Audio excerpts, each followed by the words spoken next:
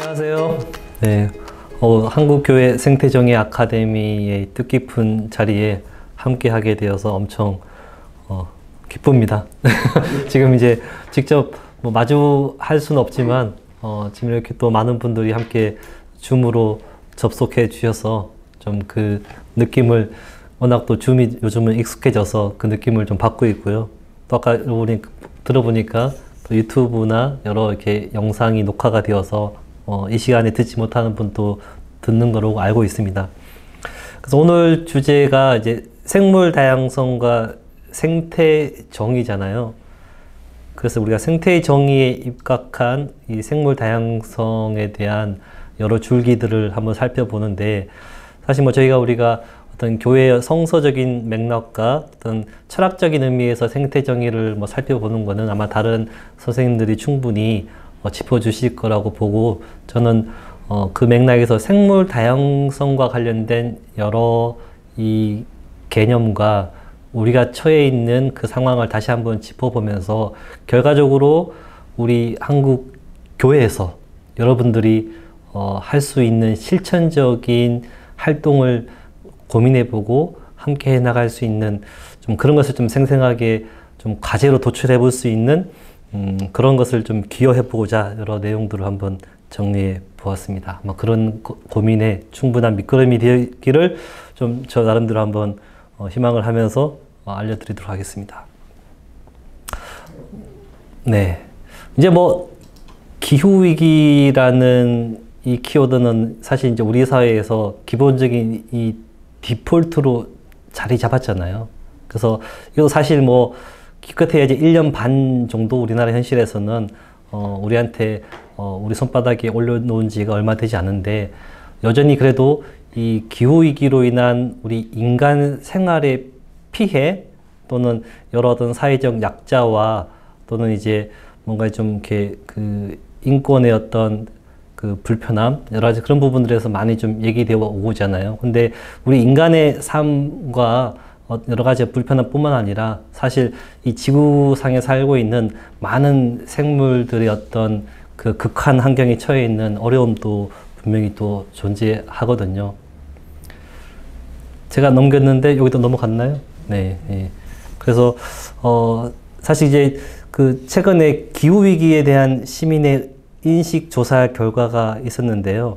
그래서 여기서 보면 사실 이제는 사실 우리 많은 국민들이 기후위기다, 그 기후위기에 대한 최근에 많은 그 사람들이 각성을 하게 된 게 이제 코로나19뿐만 아니라 지난해 호주 산불로 인해서 수억 마리의 코알라와 캥거루가 죽었다, 또는 사실 이런 것들이 계속 많은 것이 반복이 되고 있고 우리 생활에 엄습해 오고 있다는 것을 알고 있거든요. 그래서 이 설문조사에서 보면 되게 재미난 게 하나 있습니다. 여기 5번째 질문에서 이 기후위기 대응 책임은 누구한테 있느냐라고 했을 때 당연히 정부와 기업의 책임이 크다라고 하는 것이 상당수의 답변인 건데, 당연히 이제 우리가 무슨 어떤 새로운 어떤 이 그린 뉴딜이나 여러 가지 어떤 경제 시스템을 바꿔내고 지구를 살리기 위한 여러 법 제도와 또는 산업 구조를 바꾸기 위해서는 시스템적으로 뭔가 이 나라의 구석구석을 바꿔야 될 텐데, 저는 여기서 더 의미가 있는 게 이 25.3%죠. 한 4분의 1 가량은 개인에게 책임이 있다라고 생각을 하는 거예요. 그래서 정말 개인의 실천적인 노력이 중요한 거냐, 아니면 구조적인 해결이 더 중요한 거냐 하고, 뭔가 항상 우리가 이 사회 개혁을 하는 데 있어서 뭔가 양자 간에 뭔가 이 균형을 맞추고 또는 뭐가 우선이냐를 항상 따지는 상황도 있잖아요. 근데 사실 이 기후위기 대응의 책임에 있어서 저는 양자가 상당히 다 중요한데, 우리가 제도를 바꾸고 법을 바꾸고 산업을 바꾸는 것은 또 함께 해나가야 될 것이고, 사실 그거는 어떤 정치인이나 또는 뭔가 이 각성되고 뭔가 규합된 그런 조직체에서 해결에 이끌어가야 될 부분인 건데, 우리 개인이, 우리 가족이, 우리 공동체에서 기후위기를 대응하기 위해서 무슨 노력을 해야 될 것인지에 대한 실천적인 활동에 대한 미션은 이제 개인적인 영역인 거거든요. 사실 개인이 가족이 공동체이기 때문에 우리 마을에서 우리 교회에서 어떤 노력을 해나갈 것인가에 대한 우리가 응답을 해야 되지 않을까 생각이 듭니다. 그래서 흔히 우리가 기후위기 시대 여러분들의 삶의 현재의 삶과 생각은 어떠냐 할 때 우리가 기본적으로 기후변화로 멸종위기에 처한 북극곰, 흔히 북극곰의 눈물 그러잖아요. 과연 그 북극곰의 눈물에 대해서 많은 분들이 되게 슬퍼하고 연민을 느끼는 게 사실은 일반적이에요. 사실 그것조차 연민을 느끼지 못하는 사람들도 종종 있는데 그분들은 상당 부분 정말로 이제 인간위주의 생각을 하는 부분도 있지만 워낙에 삶이 괴롭고 내가 먹고 살기도 어려운데 그 동물까지 내가 어떻게 신경을 쓰냐 하는 그런 또 마음도 있거든요. 그 사실 그런 부분도 조금 우리가 이 주변의 어떤 동식물까지 조금 챙겨야 되는 부분이 있는데 여기서 한 가지 제가 조금 더 한 걸음 더 들어가면 사실 우리가 북극에 있는 북극곰 앞으로 태어나서 죽을 때까지 보기 어렵잖아요. 호주에 가지 않은 이상은 코알라, 캥거루를 야생에서 보기도 어려워요. 그래서 우리가 아프리카에 있는 코끼리 또는 열대림에 있는 오랑우탄 그런 멸종위기에 처한 야생 동물이 상당히 중요하지만 내가 살고 있는 이 우리나라에서 또는 내가 살고 있는 도시 우리 마을에서 뭔가 우리가 어떤 토공 개발 사회와 또는 기후위기에서 뭔가 살기 어렵고 팍팍한 그런 야생 생물은 있지 않을까? 그들을 한번 살펴보고 보살펴주고 또는 같이 살아가려고 하는 그런 노력이 중요하지 않을까라는 또 생각이 듭니다. 그래서 흔히 우리가 기후위기에 대한 여러 가지 어떤 국민들의 좀 정서적인 측면에서 좀 어떻게 보면 눈물을 짜내는 그런 식의 어떤 캠페인과 활동을 할 때 사실 이런 사진과 포스터를 가지고 다큐멘터리도 많이 만들어졌고 또는 여러 국제단체에서 모금 운동도 많이 활발하게 하잖아요. 상당히 이런 동물들에서 슬픔과 연민을 느끼는 것이 중요한데 저는 이제 여기에 머무르면 안 되고 사실 북극곰의 눈물에 우리가 머무르면 당장 우리가 뭘 해야 되지라는 거에 대해서 이 북극곰이라는 존재가 그냥 대상화될 수밖에 없어요. 그냥 저 멀리 다큐멘터리나 볼 수 있는 그런 동물이기 때문에 우리는 우리 실생활에서 일상생활에서 뭔가 같이 동고동락할 수 있는 그런 생물의 존재를 느끼고 관계를 맺어야지만 정말로 우리가 이 지구를 위해서 할 수 있는 일을 찾을 수 있지 않을까 생각이 듭니다. 그런 의미에서 사실 요즘 자원순환 관련된 관점에서 이 플라스틱에 대한 오염과 피해가 사실 결국에는 동물을 거쳐서 사람들한테 그 영향이 미치잖아요. 그래서 요즘 많은 분들이 이제 이런 일회용 플라스틱을 덜 쓰고 덜 버리고 좀 제대로 순환하고자 하는 많은 노력을 하고 있는 게 최근 1, 2년 동안 상당 부분 이렇게 많이 달라진 모습이에요. 요즘 최근에 혹시 그 제비의 삶이라는 캠페인 아시나요? 제비의 삶? 혹시 들어보셨어요? 제비의 삶 들어보셨어요? 제비, 예. 그러니까 그 단어부터 틀린데요. 그 서울환경연합에서 제비의 삶이라는 캠페인을 하는데 그 제비가 우리 이제 강남에 갔다 돌아온 그 제비가 아니고 제로 웨이스트와 비건 생활을 하는 그 문화예요. 그러면서 이 시대에 살아가는 그 청년들한테 제비의 삶을 같이 함께 살아가보자 약속을 받고 실천하고 일기를 쓰고 하는 게 있는데 지금의 청년들한테는 나는 그 제로 웨이스트하고 고기를 덜 먹고 비건 생활을 한다는 게 엄청난 그 자긍심을 가지는 그런 태도와 문화가 있어요. 그러니까 기성세대하고 달리 나는 우리 지구를 위해서, 우리 환경을 위해서 그런 태도로 삶을 살아가겠다는 것이 되게 상당한 어떤 자긍심을 가지는 그런 문화가 새로 생겨나는 것 같아요.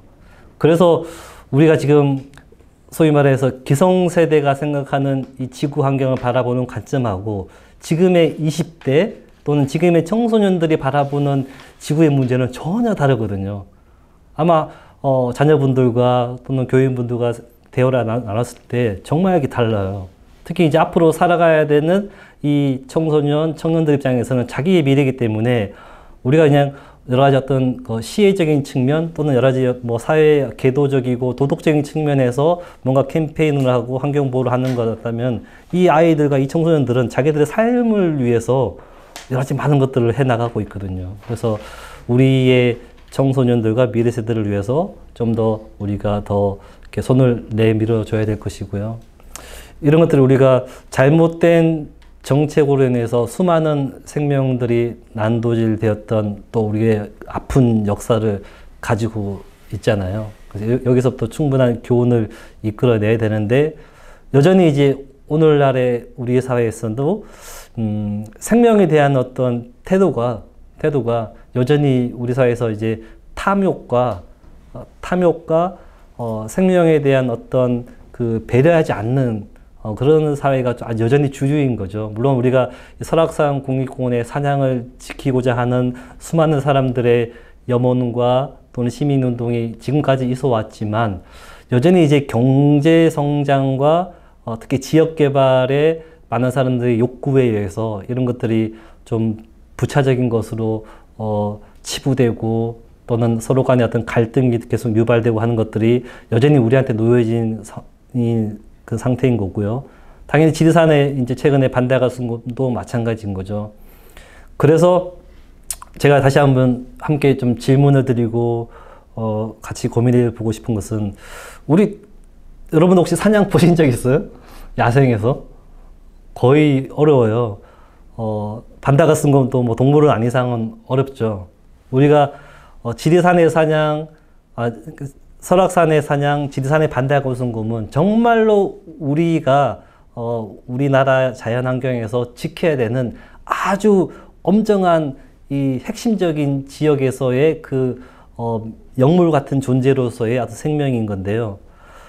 그러니까 이거는 여기까지 우리가 이것을 지키고자 하는 그 마음을 오히려 키워내기 위해서는 사실 이제 우리가 지리산에 가지 않고서도 설악산에 가지 않고서도 우리 근방에 있는 산에서 늘상 보는 새들과 동물들을 아껴주고 돌봐주고 또는 내 집 앞에 있는 그 나무와 풀 한 포기도 뭔가 생명체로서 돌볼 수 있는 마음이 조금 기본이 서려 있으면 이 지리산과 이 설악산의 이런 여러 대형 포유류 등을 되게 보존할 수 있는 그런 여론과 힘이 키워낼 수 있지 않을까. 그래서 우리 일상적으로 해나가야 되는 것은 우리 주변에 일반적인 자연과 생물을 보듬어 줄 수 있는 그런 캠페인과 활동을 해나갔으면 좋겠다고 이렇게 생각이 듭니다. 아마 여러 차례 다른 선생님들께서도 이제 많은 얘기를 했을 건데 오늘날 우리가 엄청난 고통을 겪고 있는 이 코로나19 시대의 여러 근본적인 이 원인이 사실 기후변화와 이 무분별한 개발이잖아요. 그래서 이것에 대한 근본적인 성찰이 없이 여전히 이제 그 백신 처방과 여러 가지 어떤 사회적 거리두기에 따른 그런 이제 수습만 하다 보니까 그 앞으로 우리가 닥쳐야 되는 그런 사회를 어떻게 이겨낼 것인가가 우리가 아무래도 좀 더 숙고해야 되는 그런 과제가 충분히 있을 것 같습니다. 뭐 그런 의미에서 이제 우리가 조금 더 근본적으로 생각하자면 이제 우리 지금 공부하시는 이 생태 정의와 맥이 닿아 있는 건데요. 정의롭게 살아야 되는 거잖아요. 근데 생태 정의는 생물과 함께, 자연과 함께, 그래서 이 생명뿐만 아니라 생명이라고 존재하지 않았다라고 볼 수 있는 일반적인 뭐 바람과 물, 공기, 흙 그런 것들 다 포괄해서 이 자연에게도 우리가 윤리 의식을 가지고 인간이 만물의 영장이란다면 그들까지 잘 돌보고 보살필 수 있도록 우리가 책임을 다해야 되는 거죠. 그런 의미에서 우리가 이 생물을 대하고 함께 살아가야 될 텐데 여러 가지 우리가 자본주의 사회에서 그런 윤리가 여러 가지 실제적인 어떤 관습이나 이 법제도 측면에서 잘 구비되어 있지 못하고 또는 우리가 일반적인 도덕의 의미에서도 거기까지 미치지 못한 아직 많은 한계가 있는 게 현실인 거죠. 그런 의미에서 우리가 이런 것들을 우리 삶에 있어서 조금 우리 생활 양식을 바꿔내고 주변 분들한테 알려내고 그 문화를 확장시켜 나갈 수 있는 여러 거점의 어떤 우리의 어떤 수도 공간으로서 이 교회 역할이 더 커질 것이라고 생각이 듭니다.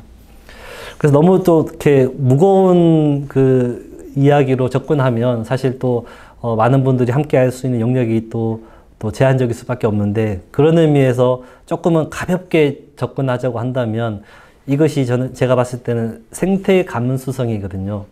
그러니까 우리가 생물이나 자연을 접할 때 정말 그 생물과 자연의 어떤 생생함과 야생의 그 성질을 내가 정말 잘 충분히 인지하고 느끼고 있는 건가? 라고 했을 때 그것이 충분한 경험이 없으면 사실 예전에 우리가 수렵과 채집 생활을 하면서 느꼈던 계절이 변화하고 어떤 꽃과 열매가 나오고 어떤 동물이 있고 그걸 먹고 살기 위해서 생계를 해결하기 위해서 모든 그 생물과 자원의 흐름을 알 수밖에 없었거든요. 근데 요즘 태어나고 자랐던 아이들은 모두 다 모든 것들이 이제 자본주의 사회에서 시장에 가서 물건을 사고 팔고 하면서 그런 자연의 변화와 야생성에 대한 것들을 다 이제 우리가 잃어버리다 보니까 이 보고 듣고 냄새 맡고 느끼는 자연의 촉감과 어떤 이 생물을 받아들이는 감도가 엄청 다 잃어버렸어요. 그러니까 이런 것들을 되살리지 못하고 우리가 자연을 지키자, 생물과 함께 하자 하는 구호가 여전히 동물원에 있는 또는 쇼윈도의 안에 있는 그런 박제화된 동물로서 자연으로서 느낄 수밖에 없는 한계가 있거든요. 그래서 이런 것들을 더 넓혀가기 위해서는 실제 우리가 자연이 무엇인지, 자연 속에 살고 있는 야생 생물이 어떠한 존재고 내가 어떻게 느낄 수 있는지 그 감도를 깨우쳐야 되는데 그것이 흔히 얘기하는 뭐 생태 감수성이라고 저는 이제 보고 있고요. 그래서 생태 감수성을 키워낼 수 있는 그런 경험과 기회가 특히 우리 아이들한테 많이 주어져야 된다라고 생각이 듭니다. 이것도 되게 제가 봤을 때는 되게 흥미로운 조사 결과인데요. 기후위기 책임을 받아들이는 차이, 여성 대 남성. 이 수치가 어떤 분의 입장에서는 크지 않다고 보는데 29대 18이잖아요. 거의 2배거든요. 거의 2배. 거의 2배예요. 이 차이가 뭐냐면 그 개인의 실천적인 노력과 이 책무를 어떻게 느끼느냐 했을 때 여성이 남성보다 2배 이상 느낀다는 거예요. 이게 왜 이렇게 다를까요? 누구는 이렇게 얘기할 수 있어요. 남성들은 이런 기후위기를 해결하는 데 있어서 여러 가지 어떤 정치가 바뀌어야 되고 산업 구조가 바뀌어야 되고 그런 시스템이 바뀌어야 되는 거지 우리가 뭐 물건 아껴 쓰고 뭐 이렇게 개인적인 실천 노력이 뭐가 중요한 거냐라고 바라보는 또 잣대가 있을 수도 있고요. 또는 여성들은 주로 이제 아무래도 쭉 여태까지 사회학적으로 고착화된 여성의 어떤 성 역할이 주로 살림을 하고 가족들의 생계를 돌보고 하다 보니 그런 어떤 사회 경제적인 모순을 해결하는 데 있어서 법제도적인 측면보다는 당장 내가 무슨 일을 해야 될 것인지를 더 보자고 하는 것인가? 라는 또 뭐 보는 관점이 있는데 그래도 제가 보았을 때는 저도 남성이지만 훨씬 더 여성이 우리의 가족과 나의 아들, 딸과 형제, 자매들의 실제의 건강과 생명을 더 좀 배려하고 또는 챙겨주고 보살펴 주려고 하는 그 본능이 더 큰 것 같아요. 그래서 우리 지구가, 우리 환경이 이렇게 망가져가고 있는데 그것을 충분히 가슴 아파하고 돌봐주려고 노력하고 그 책임이 나한테 있다라고 느끼는 감도가 훨씬 크다 이거죠. 그래서 사실 이런 어떤 내용을 가지고 어디 강의를 가고 또는 이런 활동을 하는 사람들을 만나보면 되게 70~80%는 여성이에요.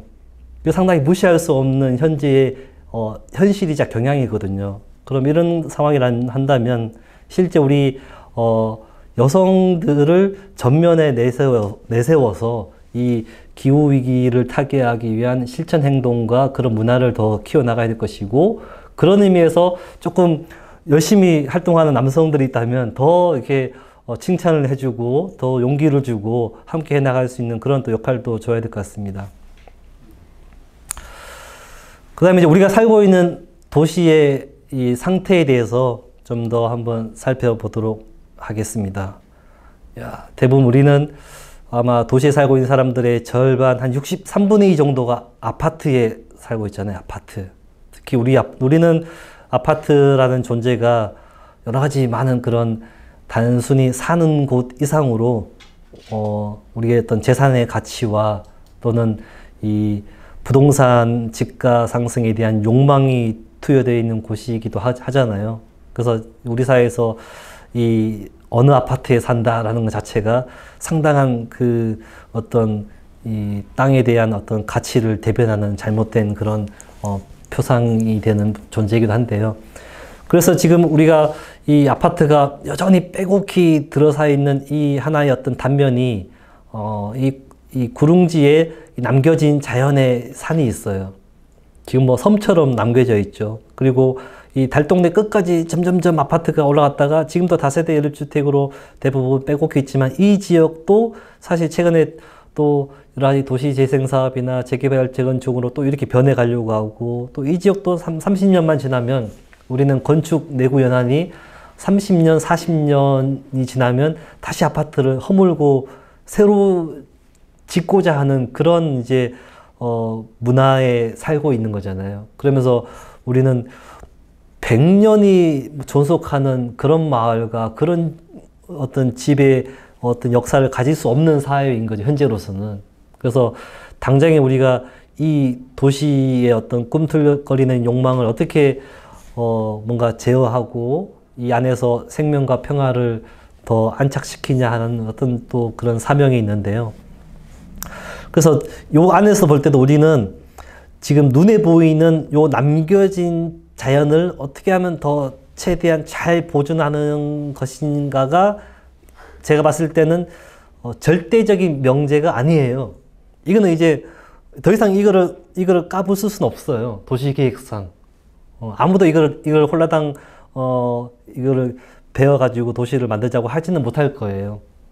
이제 우리한테 남겨진 것은 이 아파트 단지 안에 있는 자연. 이 자연은 본래의 자연이 아니죠. 우리가 아파트를 만들면서 조경을 한다고 나무를 심고 또는 공원을 만든 것도 있고 이 다세대 연립주택이 빼곡히 있는 자연이 없는 곳이라고 하는 이 도시에조차도 우리가 사람이 살기 위해서 뭐 텃밭을 만들고 나무를 심고 하는 그런 또 가든 정원이 있어요. 그래서 사실 우리가 살고 있는 공간이 이런 공간이기 때문에 이런 회색 콘크리트 고층 건물이 질비한 이 공간에서 어떻게 우리가 자연을 더 확보하고 그 자연을 접하고 그것이 내가 살고 있는 지구고 마을이라는 것을 더 익히고 더 녹색으로 만들어 갈 수 있는 흐름을 만들 것인가.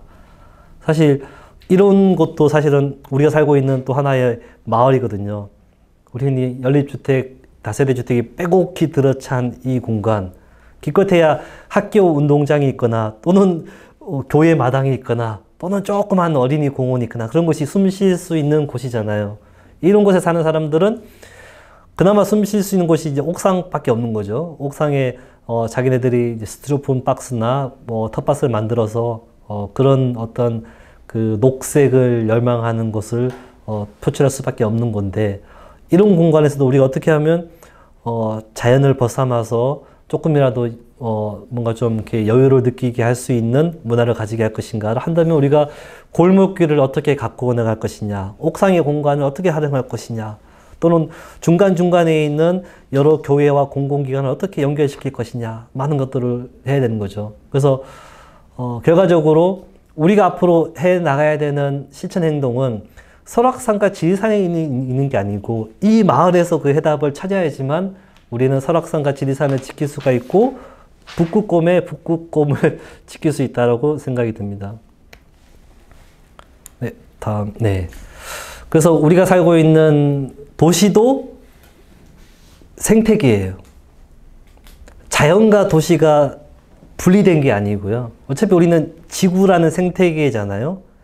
지구라는 전체 생태계 일부에 우리가 거주하기 위해서 도시를 만들었는데 이 도시가 굴러가는 시스템도 사실은 생태계인 거예요. 다만 이제 사람이 많이 살고 있는 그런 구조 속에서 이제 숲과 이 들판과 하천이 매립이 되고 이 많이 살고 있는 사람들이 먹여 살리기 위해서 외부에서 에너지가 조달되고 쓰레기가 많이 발생되는 그런 곳인 거죠.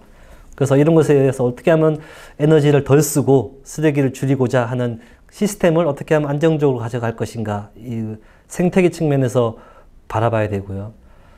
그래서 이 도시가 빌딩이 많고 또는 포장이 많이 되어 있고 집중적으로 모여 살다 보니까 이 도시가 대기가 오염되고 미세먼지가 생기고 뜨거워지고 하는 문제가 발생되고 있는 거죠. 그래서 이런 것들이 우리가 뭐 바람이 통해야 된다 또는 뭐 폭염을 줄여야 된다 하는 노력 등이 도시계획 차원에서도 이루어져야 될 것이고 시민들의 삶의 촘촘한 공간에서도 잘 이루어져야 될 것이죠. 그래서 흔히 우리가 하늘에서 비가 떨어져도 어떻게 이 흙에 빗물이 스며들게 할 것이냐라는 어떤 물순환 개념도 도시계획 차원에서 많이 추진되고 있으나 아직까지 많이 좀 부족한 상태죠.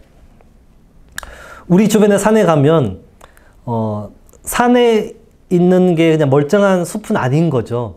왜냐하면 도시의 많은 환경 등이 토양이 산성화되고 대기가 건조하고 또는 이 미세먼지 고농도의 어떤 황사나 그런 것들이 또 당연히 식생과 숲에도 영향이 가해지는 거죠. 그러다 보니까 여러 가지 어떤 외래종이 침입되고 돌발 해충이 발생하고 같은 면적의 어떤 산이 있다 하더라도 생물에 살 수 있는 구조는 되게 취약해지고 건강이 나빠지고 있다라는 것이 현재 우리 도시 안의 어떤 자연의 상태라고 보시면 돼요.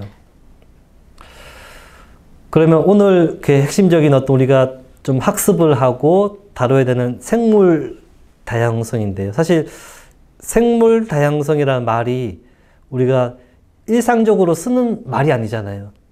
그만큼 그래서 저게 우리 삶에 있어서 무슨 연관성이 있지라는 거에서 조금은 한번 되짚고 가야 되는데, 왜냐하면 이게 어차피 이 말 자체가 서양에서 온 말이에요. 그래서 이제 바이오 다이버시티 또는 바이오로지컬 다이버시티 하는 게 서양 학문에서 비롯된 뭔가 추구하고자 하는 그런 컨셉이 또 국제사회에서 정해진 협약과 약속에 의해서 우리나라까지 좀 퍼진 건데, 그래서 여전히 우리가 받아들이기에는 이 단어의 어떤 정의와 쓰는 우리가 입에서 얘기하는 것이 어려운 부분이 있는 거죠. 뭐 그럼에도 불구하고 우리가 또 뭐 전 지구적으로 고민을 하고 활동을 해야 되기 때문에 조금 학습을 하자면 뭐 생물이 얼마나 다양한가. 그래서 생물 다양성을 어떤 분은 조금 우리의 정서적으로 좀 더 친근하게 쓰기 위해서 생물 다양성이 아니라 생명 다양성이다라고 또 말하는 학자분도 계시고요. 그래서 이것이 우리가 얘기할 때는 레벨을 세 가지가 있다라고 하는 거죠. 생물 안에 어떤 유전자의 다양성이냐, 어떤 종이 정말로 많이 풍요롭고 다양하게 있느냐를 따지는 종 다양성이 있고요. 그다음에 이런 여러 종이 섞여 있는 뭐 산도 있고 습지도 있고 또는 초원도 있고 농경지도 있고 그런 다양한 공간이 섞여 있는 생태계 다양성이냐, 이렇게 구분해서 보거든요. 그래서 특히 우리가 눈으로 드러나는 모습에서 볼 수 있는 잣대는 요 종 다양성과 생태계 다양성에 있다라고 보시면 조금 더 쉽게 다가갈 수 있지 않을까 생각이 듭니다. 근데 우리가 생물 다양성이라 하더라도 여전히 그 생물 다양성의 중요성, 생물 다양성을 보존해야 된다라고 주장하고 또는 확보하고 하는 사람들은 여전히 우리 사회에서는 주류이지 못하고 소수예요. 우리가 경제 성장과 환경 보존이라는 그 양단에 있어서 뭔가 당연히 힘의 균형을 봤을 때 당연히 지역 개발과 경제 성장을 부르짖는 이 주류 사회와 어떤 주민들의 열망이 크잖아요. 그래서 우리가 자연을 보호합시다, 생명을 지킵시다라고 하는 것이 뭔가 사회 갈등이 벌어졌을 때 이게 뭔가 큰 아주 정말로 어떤 사회적으로 이슈화 되지 않고서는 이 자연을 지키자고 하는 것이 주류일 수는 없는 사회인 거죠. 우리나라뿐만 아니라 모든 국제사회가 그래요. 그래서 이 생물의 가치를 조금이라도 더 확보하기 위해서 만들어낸 개념이 생태계 서비스라는 또 화두더라고요. 이건 뭐냐면 순전히 자본주의적인 그 관점인 거예요. 그러니까 여전히 경제가 중요하고 이 땅을 개발해가지고 얻게 되는 경제적인 이득이 있다고 계속 개발을 하고자 하는데 자연에 대한 가치도 돈으로 환산할 수 있지 않을까요? 라고 대응하기 위해서 소위 말하는 경제학자 중에서 우리는 생물 경제학자다, 환경 경제학자라고 하시는 분들이 이제 자연과 생물에 대해서도 돈으로 경제적으로 환산해서 이것도 같이 한번 가치를 가늠해야지만 충분히 자연을 보호할 수 있지 않을까라는 개념이 지난 20년 전부터 또 발생을 해왔거든요.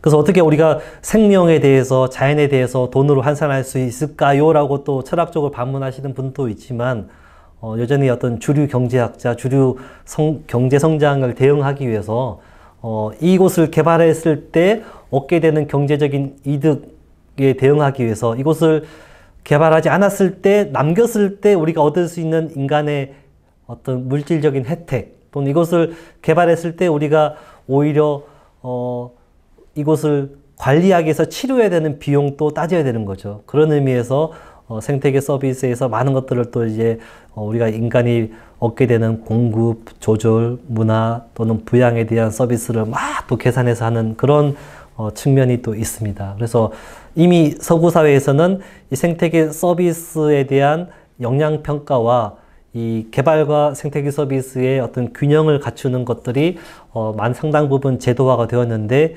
우리나라는 아직은 이 법률상 이 생태계 서비스의 이 개념만 가져왔고 여전히 이제 이 흔히 얘기하면 뭐 가덕도를 개발한다, 새만금을 개발한다 한다면 흔히 얘기하면 그 경제성 평가를 하잖아요. 타당성 평가를 할 때 이 생태계 서비스에 대한 평가는 하지 않아요.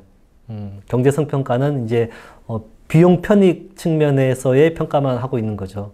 그래서 이런 부분도 우리가 더 우리 이 자연에 대한 가치를 더 우리가 확보하고 더 펼쳐나가려고 하는 그런 시민들의 공감대와 좀 정치적인 좀 그 무르익음이 좀 도달해야지만 더 확대될 수 있을 거라고 생각이 들겠고요.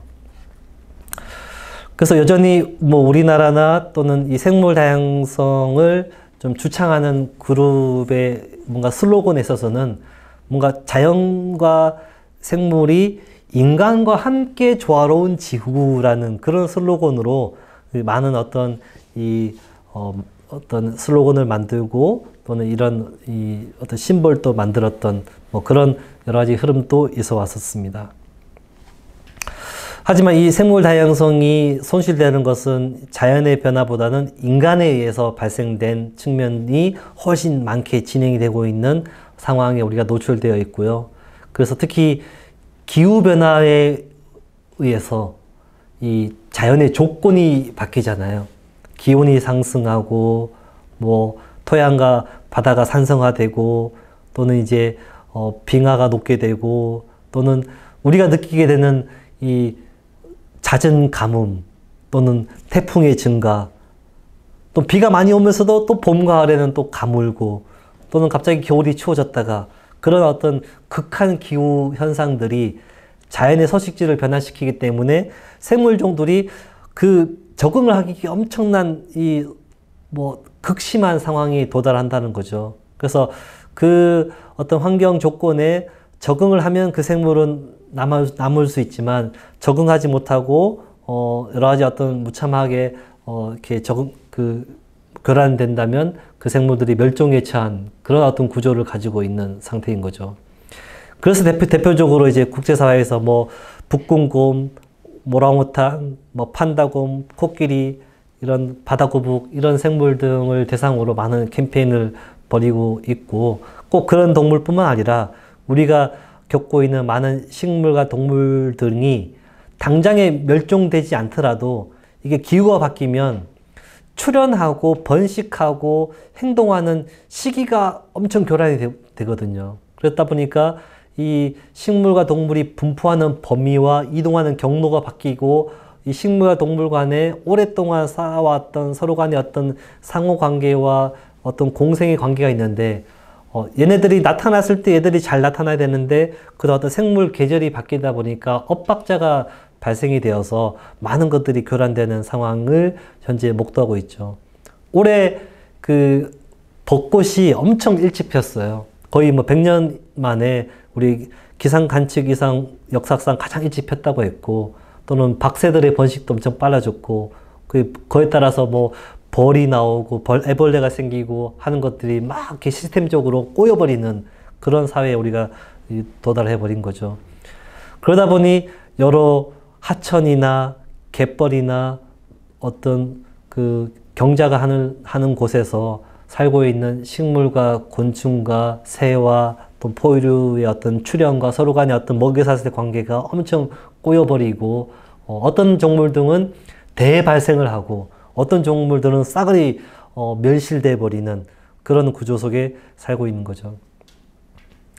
그 중에서 특별히 우리 사회에서 주목되고 있는 문제시되는 어떤 생물종 등이 특히 아고산대 지역에서 원래 추운 지역의 서늘한 기후에서 잘 사는 뭐 구상나무, 분비나무 등이 지금 대거 그 멸종 위기에 처할 정도로 개체수가 줄고 있어요. 그래서 제주도 한라산에 올라갔는데 갑자기 구상나무가 수천 주가 지금 죽어가고 있고 그렇다 보면 우리가 설악산, 뭐 소백산, 태백산, 지리산 꼭대기에 있는 이런 침엽수 등이 상당 부분 지금 죽어가고 있거든요. 그래서 실제 고산 침엽수의 집단 고사 현상이 현재 우리 한반도에서 이렇게 벌어지고 있고 날씨가 따뜻해지다 보니까 저 제주도나 남해안에 살고 있는 따뜻한 기후에 살고 있는 상록화렵수, 뭐 동백나무, 후박나무 등이 점점점 이렇게 북상해 가고 있는데 우리가 어떤 산업적인 측면에서 이제 서울에서도 겨울에 잎이 떨어지지 않는 상록화렵수를 볼 수 있겠구나라는 그런 순진한 기대나 또는 뭐 그런 것을 활용하고자 하는 또 좀 이렇게 경제가 있을 수도 있겠지만 그로 인해서 발생되는 수많은 생물종의 극한적인 상황에 또 초래되거든요. 이런 생태계 구조가 엉클어지면 그래서 어떤 종들이 보지 못했던 종들이 나타났다고 해서 우리가 흥미거리로 찾아볼 수도 있겠지만 그 이면에 엄청나게 이 삶의 조건을 견디지 못하고 사라지고 어려워하는 생물종을 우리가 찾아보고 돌봐줘야 된다. 그런 애틋한 마음을 가져야 된다는 것을 함께 또 돌아봐야 될 것 같습니다. 그래서 이제 우리가 봄에 뭐 산수유, 개나리, 진달래가 일찍 폈다고 절대 그냥 마냥 좋아해서는 안 되는 거예요. 그들이 일찍 꽃이 한꺼번에 폈기 때문에 얼마나 또 많은 생물들이 힘겹게 살아갈 것인가에 대해서 좀 가슴 아파할 수 있는 그런 이 감수성, 감도가 있어야 될 거고요.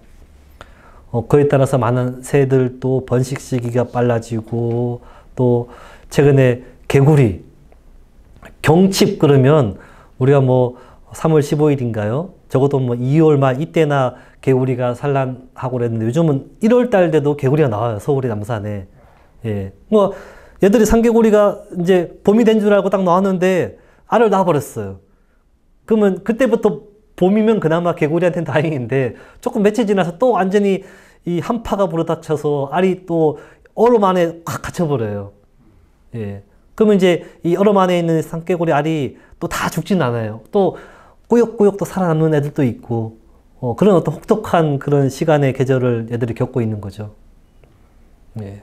그래서 우리가 막 1월 달에 태어나는 이 개구리를 보면서 일단 우리가 개구리가 1월 달에도 나왔다라고 일단은 뭐 개구리를 못 본 사람들은 흥미롭게 좋아할 수도 있겠지만 이들이 살아가야 되는 이 삶의 조건에 대해서 또 슬퍼해주고 또 돌봐주고 이 환경을 우리가 어떻게 우리가 잘 이렇게 이 생물들의 삶을 살 수 있게끔 조절해 줄 것인가를 노력해 줘야 됩니다. 근데 우리가 이제 흔히 말하는 이 인간이 잘 살아보겠다고 함부로 자연을 대한 결과에 의해서 우리가 원치 않은 생물종이 대발생을 하고 있어요.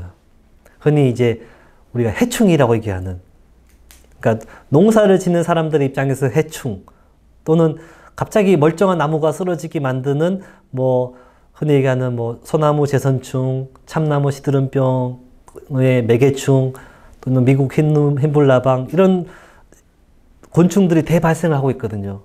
그러면 현재 우리 사회에서 인간들은 이 생물종들을 박멸하기 위해서 농약을 엄청 뿌려대고 이 나무들을 조금이라도 감염이 돼 있으면 잘라내어 가지고 완전히 또 뒤집어 씌워서 이제 그 농약을 뿌리죠. 이 행위가 뭐랑 닮았다고 보세요? 우리가 조류 독감이 발견되었다. 그러면 그 지역 인근에 이 멀쩡한 닭들을 다 싸그리 매몰시키잖아요. 돼지 콜레라 마찬가지고요. 그러니까 현재 우리 사회가 이 생물을 대하는 잣대거든요. 이게 가축뿐만 아니라 야생 생물한테도 그렇게 박멸의 대상으로 여기는 거예요. 이 근본의 책임은 우리 인간한테 있는 거고, 인간이 이 자연을 잘 조절하지 못하고 관리하지 못한 그런 환경이 바뀌었기 때문에 기후가 바뀌었고 기상이 바뀌었고 뭔가 살아갈 터전이 교란되었기 때문에 다른 곳에 있는 생물이 상황이 바뀌었으니까 우리가 그걸로 살러 오게 하고 왔는데, 우리가 이것을 또 박멸하는 그런 상황인데, 박멸한다고 해서 애들이 또 사라지지 않거든요. 또 새로운 애들이 오는 거고, 이런 것이 현재 우리가 이 코로나 바이러스를 대하는 또 하나의 태도이기도 한 거죠. 현재 우리나라에서 이 기후변화와 관련된 지표종이 정해져 있고, 이 지표종을 관찰하고 하는 그런 제도적인 흐름도 있긴 있어요. 그런 의미에서 이 생태계 교란 야생 생물이 흔히 얘기하는 베스 또는 황소개구리 또는 이 가시박, 가시상추, 미국 단풍이 돼지풀 이런 종들을 아마 많이 들어보셨고, 아마 여러분들도 아마 이런 종들을 포획해가지고 뭔가 좀 이제 제거하는 활동에 동참을 하거나 또는 그 의미로운 작업을 해본 적이 있을 거예요. 그래서 우리 사회에서 이 외래종이죠. 외래종 또는 사실 법적으로는 생태계 교란 야생생물이에요. 그러니까 외래종 중에서 정말로 문제되는 종을 일부 총 28종을 정했는데, 이것이 사실은 우리 사회에서는 외래종이라는 그 이데올로기로 우리 사회에 또 만연이 되어 있거든요. 그러니까 이건 뭐냐면요. 외래종을 때려잡자. 외래종을 박멸하자. 그래서 우리 토종 생태계를 지키자라고 하는 것이 당장 우리 지자체나 공공기관에서 하고 있는 사업이고, 민간 단체에서도 이런 사업을 해요. 그래서 여기에 참여한 학생들한테 이 외래종 황소개구리와 베스를 잡고 단풍잎 돼지풀을 다 뜯어가지고 우리만큼 뜯었습니다 하고 학생들한테 참 잘했어요 라고 사진 찍고 자원봉사 점수 주고 하거든요. 근데 이게 사실 생태계를 관리하기 위해서 이 외래종과 생태계 교란 야생생물을 조절하는 것이 생태학적으로는 또는 이 행정의 관리적인 측면에서는 필요한 부분이기도 하고, 또 조절해야 되는 부분 맞긴 하지만, 이것이 외래종을 박멸해야 된다라고 하는 것은 사실 우리가 이 자연이라는 공간, 도시를 일구 가면서 사는 공간에서 뭔가 혐오와 배제의 프레임이 같이 들어가는 거거든요. 그러니까 우리 사회에서 뭔가 빈 공간에 다른 이질적인 집단이 들어와서 우리의 기존의 질서를 막 어지럽히고 우리 일자리를 뺏어가고 우리의 공간을 점유한다. 그래서 애들을 몰아내야 돼 라는 그런 사고가 같이 이데올로기가 들어있는 거기 때문에 저는 절대로 특히나 우리 아이들한테 외래종과 생태계 교란 야생생물을 뽑아내서 박멸하자라고 하는 그런 사업과 활동을 해서는 안 된다라고 좀 권유해 드리고 싶고요. 그거는 이제 일부 전문가나 행정에서 이 관리의 필요성에서 속아내거나 조절할 필요성이 있다 할지라도 우리가 이 근본적인 성찰 없이 사실 이렇게 만든 거는 원인은 사람한테 있고 우리한테 있는 거잖아요. 이 생물이 무슨 죄가 있겠어요. 그래서 사실 그런 것도 같이 좀 보듬어 가야 되는데, 예를 들면 유럽 사회에서 그 영국과 독일, 프랑스, 소위 그런 강대국 등이 있잖아요. 이미 그들은 이 토종이냐 외래종이냐는 경계가 제가 알기로는 그 경계가 이미 끝나버렸어요. 영국 사회에서는 이미 상당수 8, 90%의 생물이 외래종이에요. 이미 수많은 수백 년 동안 전쟁을 하고 자연이 난도질 당했기 때문에 멀쩡한 자생종이 거의 없어요. 대부분 유럽에서는 그 국경의 경계가 자연의 경계가 아닌 거죠. 그래서 상당 부분 독일과 프랑스 사이에서도 서로 어떤 민족주의적인 그런 국수적인 그 정치와 문화가 강했을 때 독일에서 넘어온 저 생물을 뭐 무찌르자라고, 또 프랑스 생물을 무찌르자, 뭐 그런 그 문화나 어떤 캠페인도 많았었거든요. 만약에 여전히 우리 사회에서도 이 외래종의 배격과 박멸을 좀 여전히 외치는 사회지만 점점점 자연이 교란되고 여전히 우리가 자생 생물만 살 수 없는 그런 사회가 자연에서도 벌어진다면 우리가 굳이 이제 이런 생물종을 이제 도려내는 그런 활동도 하지 말아야 되지 않는 그런 사회도 오지 않을까라는 생각도 듭니다. 그래서 우리가 농사 짓는 입장에서도 기후가 바뀌다 보니까 많은 것들이 지금 이제 변화가 되기 있죠. 사과가 양구까지 오고, 이제 인삼이 저 DMZ까지도 재배를 하고 있고, 농업 생산성도 또 다른 또 선생님들이 또 많이 얘기해 주실 거라고 봅니다. 그래서 우리가 이 기후 변화라고 하면 또 너무나도 좀 거창한 글로벌한 이슈라고 생각이 든다면 당장에 우리 사회에서 이 생물이 줄어든다, 자연이 뭔가 훼손된다라고 했을 때 뭐 어떤 생물종이 멸종된다라고만 그 종류로만 따지기 위해서는 손에 잡히지 않는 부분도 있어요. 그럼 우리한테 당장에 우리가 정서적으로 잃어버리는 것은 무엇이냐 했을 때 우리가 예전에는 주변에 생물이 풍요롭고 바로 인근의 어떤 산과 들판과 쉽게 물가에 가서 느낄 수 있었던 많은 이 생명에 대한 존재죠.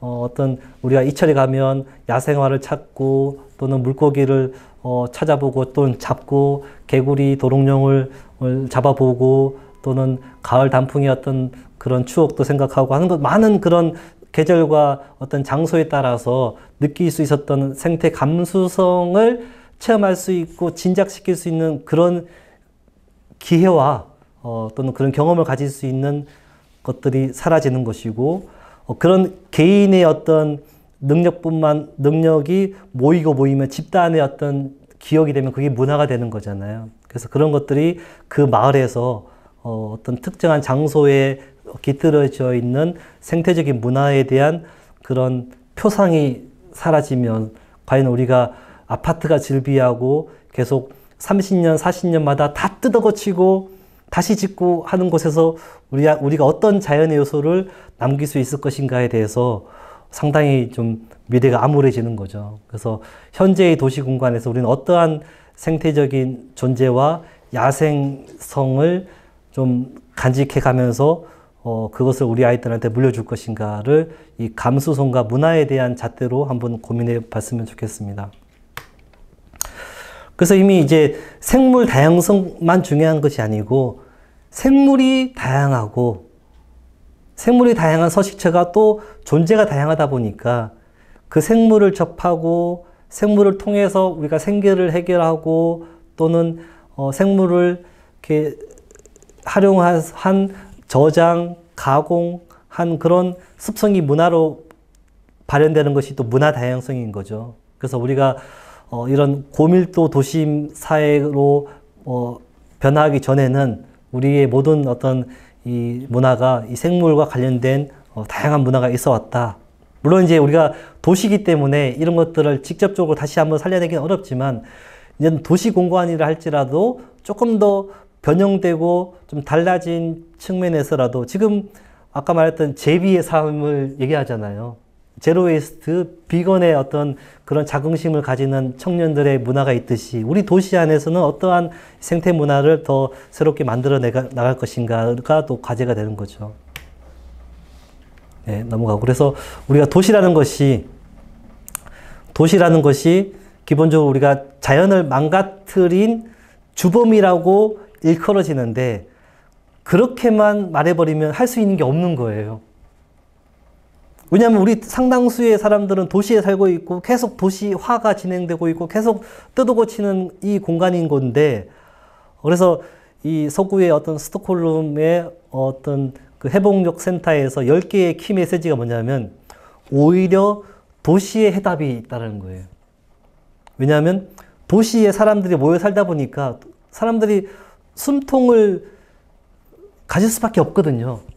그러면 또는 도시계획을 하기 위해서라도 공원이 있고 나무를 심고 호수가 있고 하천이 일부 있을 수밖에 없어요. 그 사람들이 살기 위해서 그런 녹색을 갈구하게 되고 또 별도의 어떤 녹색 공간을 만들고 공동체 문화가 있을 수밖에 없어요. 그리고 많은 사람이 살고 있기 때문에 그 흐름을 어떻게 만들어낼 것인가. 여기는 사람이 많이 살고 있고 학교가 있고 교회가 있기 때문에 이 사람이 살고 있는 이곳에서 그 새로운 해결책을 마련할 수밖에 없는 거죠. 그래서 이것은 이 흐름에서 보자고 한다면 우리가 이제 이 문명을 새롭게 바꿔내기 위해서 우리 도시에 살고 있는 사람이 다들 농촌으로 갑시다라고 우리가 주장을 할 수는 있지만 그것이 실현될 수 없는 기본적인 체제잖아요. 그러면 이 체제 속에서 이 도시 안에서의 그 새로운 흐름과 정책을 만들어내야지만 우리 도시 안에서의 어떤 그 새로운 해결책을 만들 수 있다라는 그런 이제 그 메시지가 주는 거고요. 그래서 최근에 우리가 주목해야 되는 정치인이자 어떤 사회 세력이 이제 프랑스, 유럽에서 이제 녹색당에서 이제 사회 정의와 환경 보호로 같이 통합적으로 좀 주창하고 해결해 보자 하는 이 정책의 실험이 있죠. 그래서 이런 것들도 우리 사회에서 조금 더 확대되었으면 좋겠고, 이미 서울시에서도 뭔가 생태 문명 전환 도시라는 어떤 교육의 흐름을 일단 말로는 한 게 있어요. 말로는. 말과 글로는 한 게 있는데 이 말과 글을 우리가 조금 더 실제 학교의 공간 또는 마을의 공간 또는 교회의 장소에서 또 실천할 수 있도록 우리가 더 노력을 해봐야겠죠. 그래서 우리가 이런 이 글로벌한 어떤 기후 위기 대응을 위한 우리 어떤 삶의 태도에서 정말 생명을 아끼고 우리 주변에 있는 무생명을 돌보기 위해서 이런 환경윤리를 좀 갖춰 나가기 위해서는 생태 감수성에 충만한 그런 문화와 또는 어떤 실천 행동이 필요한데, 당연히 그것은 도시 전체가 아니고 내가 살고 있는 마을에서 시작을 해야 된다라는 그런 고민에서부터 시작을 했으면 좋겠습니다. 그래서 흔히 우리가 뭐 친환경적인 삶을 살 때 뭐 당연히 뭐 고기를 적게 먹고 일회용품을 뭐 덜 쓰고 대중교통을 이용하고 많은 그런 그 생활 신조와 또는 교회에서도 제시하는 또 많은 그런 그 가이드라인이나 생활 수칙이 있잖아요. 그걸 다 지키기는 상당히 어렵죠. 그럴 때 막 사람들이 비아냥되기도 하지만 그런 측면에서 우리가 아무리 이 일관되지 못한 측면이 있다 하더라도 조금이라도 친환경적으로 생활하는 사람이 훨씬 더 지구에 도움이 된다라는 그런 사실을 가지고 좀 그런 우리가 앞으로 좀 더 생활 수칙을 지키면 좋겠는데, 여기서 우리가 좀 제가 하나 더 언급하고 싶은 것은 이제 흔히 이런 측면은 뭐 자원순환이나 여러 가지 어떤 우리가 실제 생활에서 할 수 있는 많은 노력들을 하고 있잖아요. 근데 실제 우리가 생물 다양성 측면에서는 도시 인근과 내 마을에 있는 생명을 아끼고 지키는 노력도 함께 해 주시라라는 것을 좀 권유를 드립니다. 그래서 그러기 위해서는 우리가 이제 단순히 어떤 뭐 그 야생 동물 보존 운동을 한다라는 그런 조금 그 뭔가 그 뭐 투철한 좀 이제 각별한 어떤 행동보다는 조금 우리가 자연을 더 풍요롭게 느끼고 즐길 수 있어야 된다고 하는 그런 태도와 기회가 더 많이 있어야 된다고 생각이 들어요. 그래서 흔히 우리가 그 놀러 갈 때 또는 이제 여러 가지 어떤 그 외지에 답사하러 갈 때 흔히 이제 우리 유영준 교수님께서 흔히 이런 메시지를 가지고 나의 문화유산 답사기를 쓰시면서 많은 이제 국민들이 책을 보고 배워서 우리 아이들한테 가르쳐 주려고 했잖아요. 근데 우리가 자연을 대하는 자세는 너무 이렇게 배우려고 하지 말고 우리 안도현 시인처럼 그냥 그 자체를 더 느끼려고 하는 그런 시적인 감수성으로 좀 주변의 자연과 생물을 대하는 자세가 필요하다는 거죠. 그래서 이것은 우리가 뭐 도감을 보고 생물과 자연을 느끼는 것이 아니고 당장에 내가 살고 있는 뒷동산 또는 우리 마을 근처에 있는 그런 냇가나 또는 내가 흔히 가고 있는 텃밭에서 볼 수 있는 아주 이제 그런 섬세하고 또는 특별한 어떤 상황 속에서 느낄 수 있는 생명의 존재 또는 그 풍요로운 느낌. 그러니까 흔히 얘기하면 뭐 배추흰납이다. 전혀 멸종위기 생물이 아니에요.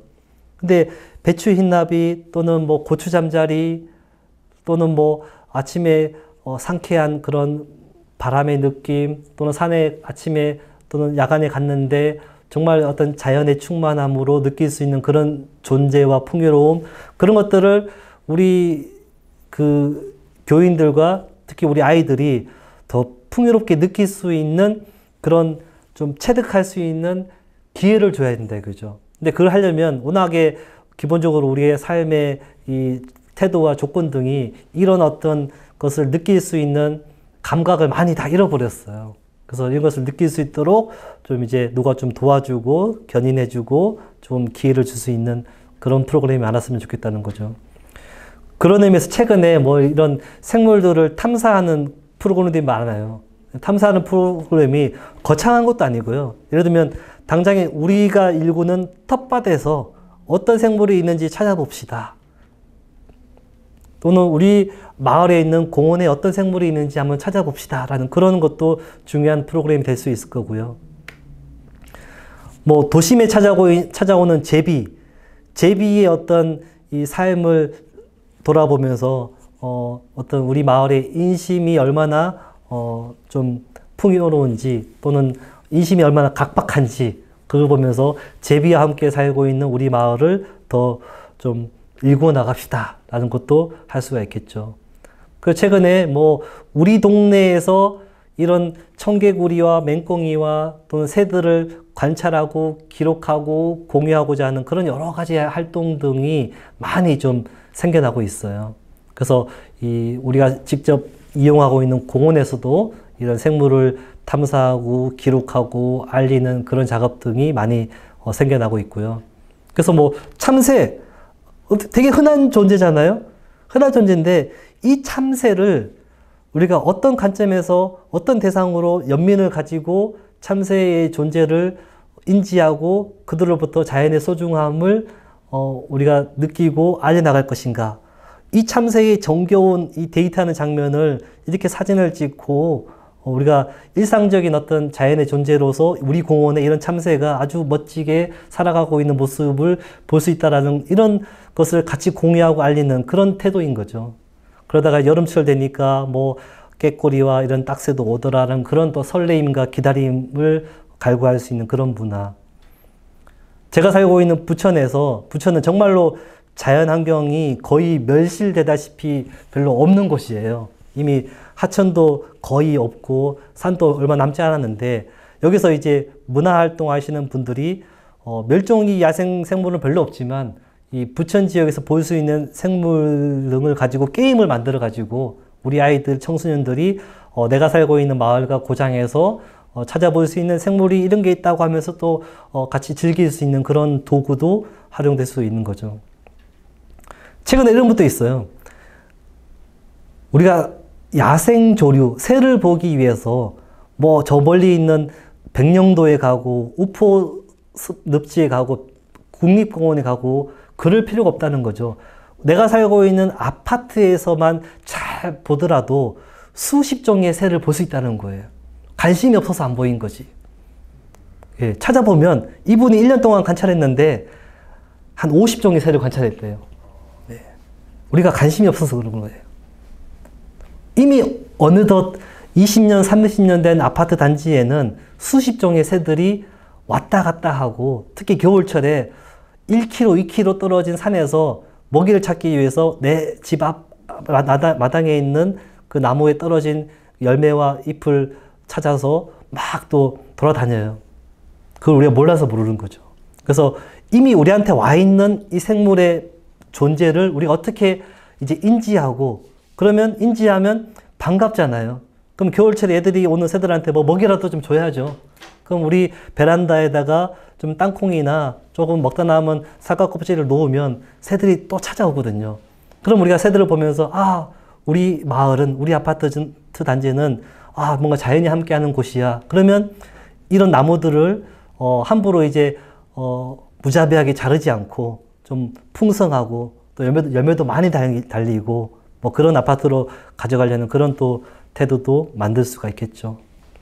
그래서 우리 뒷동산에 아주 흔히 보는 이런 숲을 어떻게 우리 자연이 다채롭, 그러니까 생태적으로 건강한 과학적인 규명된 숲이 아니고 우리 아이들이 우리가 느꼈을 때 이 숲이 얼마나 건강하고 우리한테 즐거움을 주고 다양한 볼거리가 있는지를 느끼고 찾는 숲으로 우리가 규정을 해줘야 되는 거예요.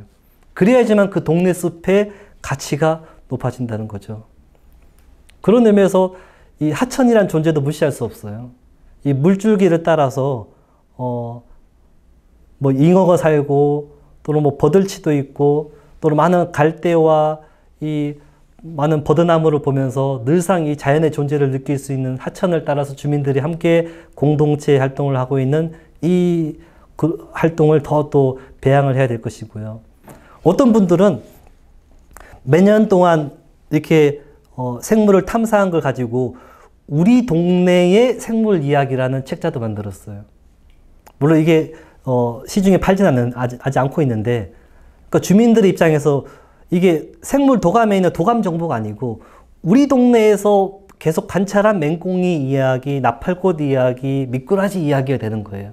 그럼 얼마나 우리 동네에서 발견된 이 생물종이 애틋하고 나와 함께 살아가는 형제이자 가족으로 생각하는 거죠. 이 장소에 고유한 생물이 되어버린 거예요. 그래서 우리는 그런 문화를 더 일구어 나가는 곳에서 그렇게 활동하는 그룹 등이 있으면 더 용기를 주고 또는 교회에서도 그런 흐름을 만들어가는 중요한 거점이 되어가고 그런 것들이 다 연계된다면 정말로 많은 것들을 이룰 수 있지 않을까. 여기 보면요, 이건 서울 강동구에서 활동하는 어떤 단체인데 저는 이 분들이 이 슬로건이 되게 마음에 들어요. 세상에서 가장 소중한 산은 우리 동네 산이다라는 거죠. 이분들 입장에서는 설악산, 지리산, 알프스가 중요한 게 아니에요. 내가 살고 있는 동네 산이 가장 중요한 거예요.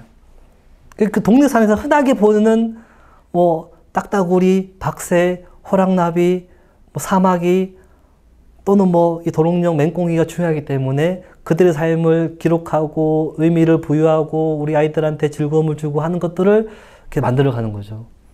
그래야지만 우리가 실제의 어떤 자연을 지킬 수가 있고 자연과 생명을 지켜야 된다는 아주 구체적이고 실체적인 맥락을 우리 아이들한테 남겨줄 수 있겠다라는 거죠. 그러면 사실 우리 아이들이 자라서 내가 살고 있는 고향이라는 존재가 더 있는 거죠. 내가 살고 있는 고향에 그런 새가 있고 그런 나무가 있고 그런 것들이 있다라는 거죠. 그래서 잘 찾아보면 여러분 주변 곳곳에 이런 산과 하천과 습지와 들판에서 활동하는 그룹 등이 있거든요.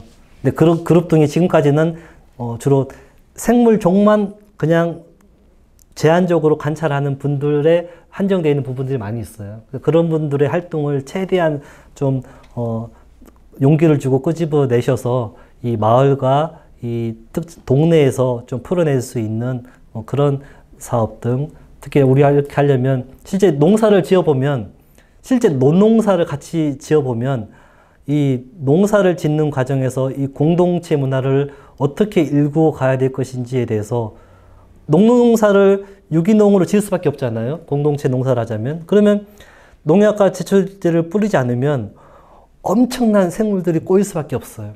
그 생물이 있으면 아이들은 엄청나게 생물을 잡고 놀고 하는 그 문화에 또 흠뻑 젖어가지고 엄청나게 누가 시키거나 교육하지 않더라도 이 자연의 대상으로 쉽게 놀면서 그 논을 즐기거든요.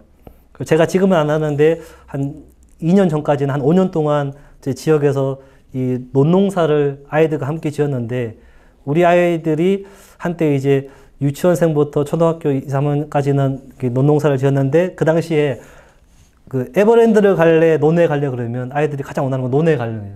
논에 가야지 훨씬 더 신나고 즐겁고 도시에서 아파트에서 할 수 없는 놀거리가 충분하거든요. 그래서 우리가 생물 다양성 관점에서는 좀 일상적으로 접할 수 있는 대상을 가지고 더 활동하자. 그런 의미에서 마지막으로 좀 전해드리고자 하는 거는 제가 좀 중점적으로 활동을 하고 있는데, 그런 의미에서 우리가 가장 우리 생활을 하면서 하찮게 여기는 생물의 대상이 우리 도로변에 있는 가로수이지 않을까 싶어요. 그래서 얼마 전에 우리 흔히 이 바이오필릭 시티라고, 이 또 뭐 서구의 관점인데, 자연과 인간이 공존하는 이제 뭐 지속 가능한 도시인 거죠.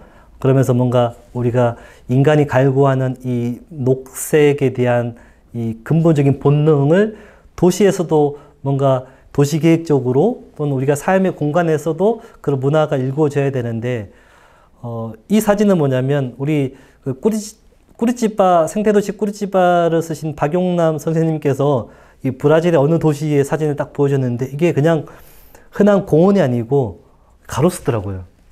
네, 가로수예요. 그냥 이 도로변에 있는 가로수를, 도대체 이 브라질 남미 사회는 우리랑 뭐가 다르게 이런 도심에서도 이렇게 가로수라는 존재를, 이 전기줄도 있고 표지판도 있고 간판도 있는데 이렇게 무럭무럭 잘 키워서 할 수 있는 나라일까? 물론 이 나라도 말짱하진 않더라고요. 한때 뭐 이런 개발 사업에 의해서 주민들이 뭐 이 길을 지키기 위해서 뭐 데모도 하고 많은 것을 해냈더라고요. 그래서 분명히 이제 우리 사회와 좀 공통점이 있고 다르기도 하지만, 순전히 이제 우리 곁에 있는 자연의 존재를 어떻게 우리가 조금 더 보살피고 아끼냐에 따른 결과물이 우리가 앞으로 또 30년 뒤, 50년 뒤 우리가 바꿔낼 수 있는 사회인데, 여전히 우리가 실제 보는 가로수는 사실 이거보다 더 못해요. 아주 그냥 벌목 수준에 가깝게 자르는 그런 것이 우리가 기본적으로 자연을 대하는 태도인 거예요. 그래서 저는 우리가 자연을 대하는 요 태도, 가로수에 대한 요 태도가 가장 디폴트이다라고 봐요. 이 생명의 존재로까지도 인정해주지 않아요. 그냥 도로 부속물인 거죠. 법적인 존재로서는 도로 부속물이에요. 함부로 뭔가 필요에 따라서는 벌목할 수도 있고 잘라버릴 수도 있는 존재인 거고, 사람들의 태도에서도 마찬가지인 거예요. 그래서 이게 통계 데이터로 보면 사람들이 민원을 많이 제기하잖아요. 뭐뭐뭐해서 잘라주세요 하는 건데, 시청 공무원한테 접수된 민원의 양으로 보면 95%가 나무를 잘라주세요라고 하는 민원이에요. 나무를 자르지 마세요 하는 것은 6%밖에 안 돼요.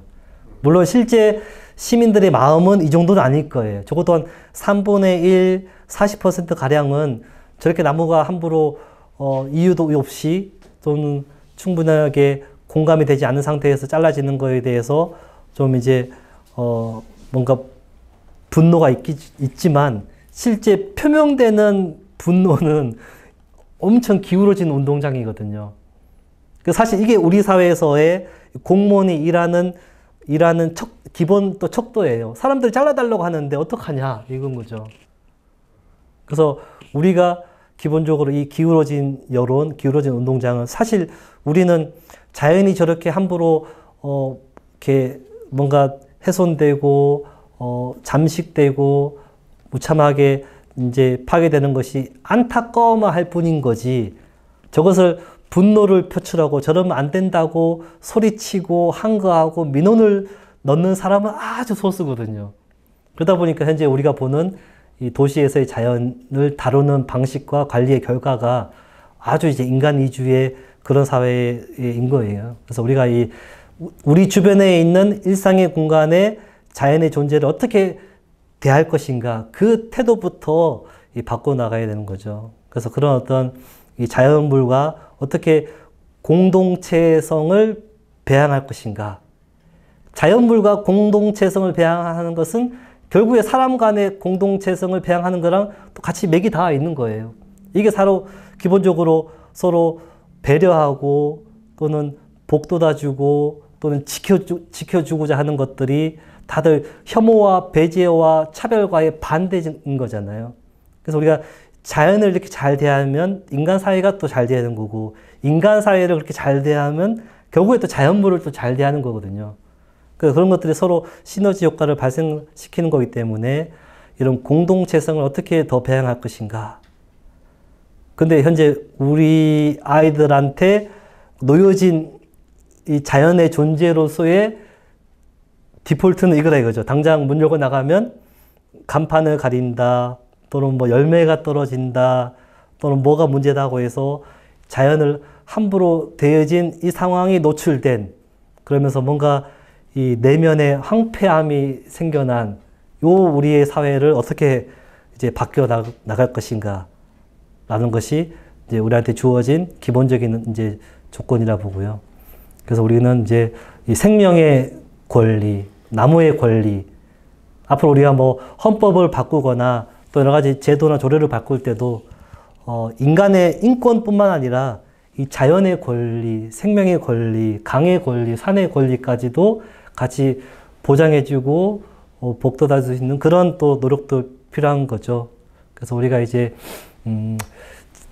기후 위기를 대응한다라고 하는 것은 여러 가지 많은 이제 어떤 실천 행동이 있는데, 특히 우리의 삶과 특히 생물 다양성을 위해서는 우리 가까이에 있는 그런 무생명을 좀 아끼고 보살피는 우리의 마음과 행동을부터 시작을 해야 되는데, 오늘 이 자리는 또 우리 교인분들이시니까 그 마음을 교회에서 좀 거점화시켜서 마을에 파급시킬 수 있는 그런 노력을 함께 고민하고 실천해 주시면 고맙겠습니다. 네, 감사합니다.